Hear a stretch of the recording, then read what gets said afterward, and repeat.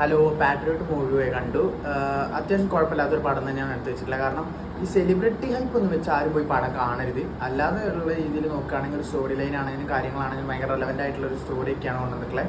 കുഴപ്പമില്ലാത്തൊരു പടമായിട്ട് എനിക്ക് ഫീൽ ചെയ്തത്. ഫൈറ്റ് സീൻസ് ഒക്കെ ആണെങ്കിൽ അത്യാവശ്യം കുഴപ്പമില്ലാതെ തന്നെ ഷൂട്ട് ചെയ്ത് വെച്ചിട്ടുണ്ട്. പിന്നെ കുറേ മോഹൻലാൽ മമ്മൂട്ടി എലമെൻറ്റ്സ് കൊണ്ടുവരാൻ വേണ്ടി നോക്കിയിട്ടുണ്ട്. അത് പക്ഷേ അത്ര വേണ്ടായിരുന്നു തോന്നി. കാരണം അത് ഭയങ്കര ഡ്രമാറ്റിക് ആയിട്ട് ഫീൽ ചെയ്ത് ചില ഏരിയാസിലൊക്കെ. കുഞ്ചാക്കൊക്കെ അത്യാവശ്യം നന്നായിട്ട് തന്നെ അഭിനയിച്ചിട്ടുണ്ട്. ഫഹദ് ഫാസിലാണെങ്കിലും നല്ലപോലെ തന്നെ അഭിനയിച്ചിട്ടുണ്ട്. പടത്തിൻ്റെ ആ ഒരു നല്ലൊരു ഇതിൽ തന്നെയാണ് വന്നത്. ഫഹദിൻ്റെയൊക്കെ ആ ഒരു ടിപ്പിക്കൽ സാധനം കൊണ്ടുവരാൻ വേണ്ടി കുറേ ശ്രമിച്ചിട്ടുണ്ട്.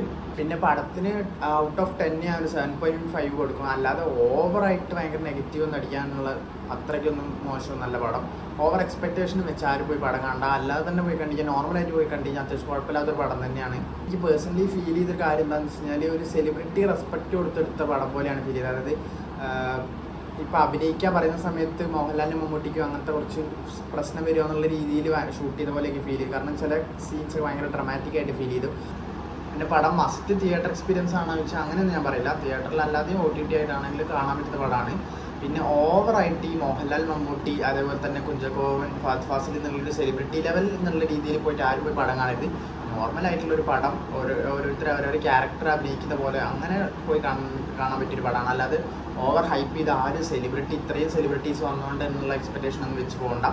എനിക്ക് ഒരു വലിയ എക്സ്പെക്റ്റേഷൻ ഒന്നും ഉണ്ടായിരുന്നില്ല. ഒരുപാട് ഹൈപ്പ് വന്നിരുന്നു, പക്ഷെ എനിക്ക് വലിയ എക്സ്പെക്റ്റേഷൻ ഒന്നും ഇല്ലാതെ ഞാൻ പോയി കണ്ടുകൊണ്ട് എനിക്ക് വലിയ കുഴപ്പമൊന്നും തോന്നിയില്ല. ഓവർ എക്സ്പെക്റ്റേഷൻ വന്നതുകൊണ്ടാണോ അറിയില്ല, കുറേ പേര് നെഗറ്റീവ് റിവ്യൂ പോലെ ഞാൻ അധികം കണ്ടു. അപ്പോൾ ഇതുവരെ കണ്ടവരെല്ലാവരും അഭിപ്രായങ്ങൾ കമൻറ്റിലിടുക. അപ്പോൾ അടുത്ത വീഡിയോയിൽ കാണാം. ബൈ.